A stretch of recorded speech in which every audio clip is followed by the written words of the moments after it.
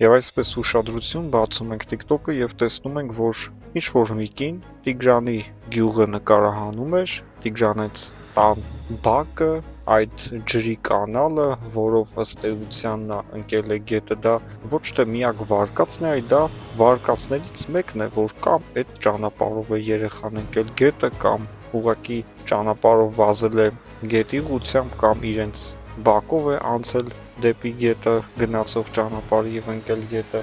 Նկարահանումը ասում է, այս կանալը երեխայի բոյով չէ, այդտեղից երեխան կարող էր դուրս գալ։ Ասում է, կանալում ջուր չկա։ Գյուղացիները պնդում էին, որ այդ օրերին, երբ որ երեխան ընկել է գետը, հենց այդ ջրի կանալում եղել է լիքը ջուր։ Մենք որևէ բան հստակ չենք պնդել երբեք, քանի որ մենք դրա մասնագետը չենք։ Մենք չենք եղել գյուղում, չենք ուսումնասիրել տարածքը եւ նույնիսկ եթե լինենք գյուղում ուսումնասիրենք տարածքը, դրա համար պետք է համապատասխան գիտական կրթություն, որպեսզի դու հասկանաս, թե ինչը պետք է նախ ուսումնասիրես, ինչի համար պետք է ուսումնասիրես եւ որոնք են կասկածելի հիմքերը, որոնք կասկածելի հիմքեր չեն։ Ասում է, շները հոտոտել են եւ գնացել են այլ ուղղությամբ։ Երբ որ բերել են շներին, շները գնացել են գետի ուղղությամբ։ Հետո ասացին, որ անձրև ա եկել եւ հետքերը մաքրվել է եւ շները այդտեղ ուղակի օգտագործելը անիմաստ է։ Եվ իրականում ճիշտ է։ Եթե նույնիսկ երեխան ընկներ ջրի կանալը, շները չէին կարող երեխայի հետքը ուղակի այլևս ունենալ, որովհետեւ երեխան ընկնում է ջուրը։ Էլ ինչ հետքի մասին է խոսքը։ Մենք ուղակի զարմանում ենք, երեխան արդեն հայտնաբերվեց, ողբերգությունը տեղի ունեցավ եւ նստել ինչ-որ հարթակներում քննարկել, որ երեխային առևանգել են, հետո սպանել ու գցել են գետը, սա խելագարություն է։ Նախ դրա մասով ասեմ, որ գետի այն հատվածում, որտեղ որ հայտնաբերվել է երեխան եւ առհասարակ գետի գրեթե բոլոր հատվածներում, որտեղ որ կա ճանապարհ, վերահսկողություն է եղել ոստիկանների եւ փրկարարների կողմից 24 ժամյա եւ հետեւաբար առևանգողները, որոնք ըստ իրենց առևանգել են երեխային, իրանք այդքան համարձակություն չէին ունենա մոտենալ այդ գետին, այդ գյուղին, նույնիսկ Հրազդան քաղաք չէին կարող մտնել, որովհետեւ շատ ուժեղ վերահսկողություն ա եղել, ոստիկանությունը մի քանի անգամ ավելի առաջ է մտածում, որովհետեւ ունեն փորձառություն, ունեն կրթություն եւ գիտեն, որ նույնիսկ այդ տարբերակը չի կարելի բացառել, որ ինչ-որ մի անասուն կարող է այո երեխային բերել գցել գետը հետքերը մաքրելու նպատակով։ Եվ դրա համար է գետը եղել վերահսկողության տակ Տիգրանից տնից մինչև Հրազդան քաղաք։ Միանշանակ բացառվում է, որ երեխային բերեն ու գցեն գետը։ Հայաստանի Հանրապետությունում նման սրբապղծություններ մենք չենք հավատում, որ կարող է լինել։ Շատ դեպքեր են լինում դաժան սպանություններ, բայց 2-ամյա երեխայի նկատմամբ նման բան որևէ մեկը չէր կարող անել, համ էլ մի հատ նշան գոյություն չունի, 1%-անոց նշան, որ այդ երեխուն եկան գողացան, այդ ոնց տարան։ Այդ ովքեր էին եկել այդտեղ հատուկ դիրքավորվել, որ հենց երեխան հայտնվի ծնողների ուշադրությունից դուրս, իրենք գան երեխային վերցնեն ու գնան։ Ոչ մեքենա են նկատել, ոչ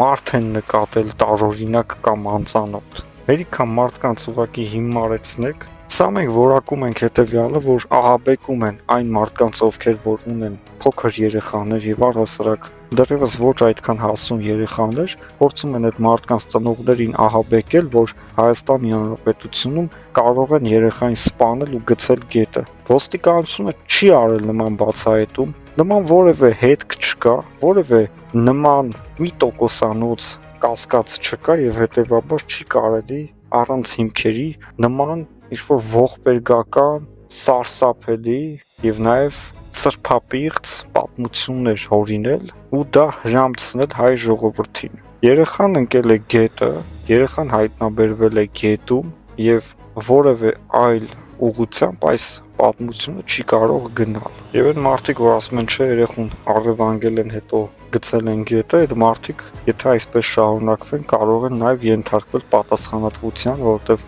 բան գիտեն ու չեն ուզում ասեն, կամ էլ ոչ մի բան էլ չգիտեն, ահաբեկում են հայ ժողովրդին։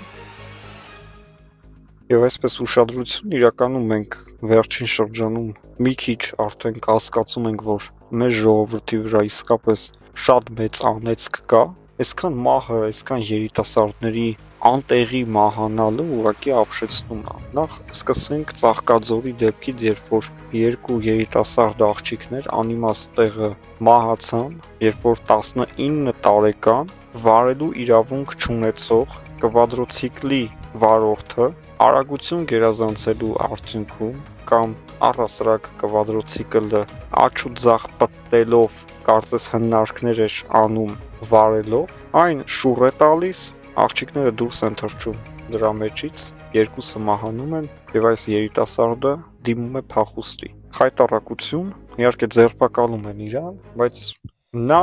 այս պայդրությամբ երկու մարդու կյանք է խլել եւ պետքա ենթարկվի շատ դաժան պատասխանատվության եւ նրան այդ կվադրոցիկլը վստահողներ եւս պետքա ենթարկվեն պատասխանատվության եւ առհասարակ Հայաստանի Հանրապետությունում ամեն ինչ անվերահսկելի է դարձել։ Եթե երթևեկությունը ունի այսօր կանոններ, երթևեկության կանոնների խախտման պատճառով հենց այսօր մեկ անց մահացել է տեղում, 12 վիրավոր տեղափոխվել է հիվանդանոց։ Եթե կանոններով ինչ-որ մի բանը այս վիճակի է հասել, բա անկանոն ինչ-որ մի բանը ինչքան մարդու կյանք կարող է խլել։ Դա իհարկե գալիս է մեր ժողովրդից, որ շատ շատերի ուղեղի տեղը ուղղակի թեփական գոյություն չունի, ոչ մի բան դատարկությունն է, չեն հասկանում, որ մարդկանց կյանքի հետ են խաղում, մարդկանց ընտանիք են քանդում, մարդկանց երեխաներին են սպանում, ինչ տարբերություն վիճաբանության արդյունքում սպանել, թե տանել եւ գլուխները ուտել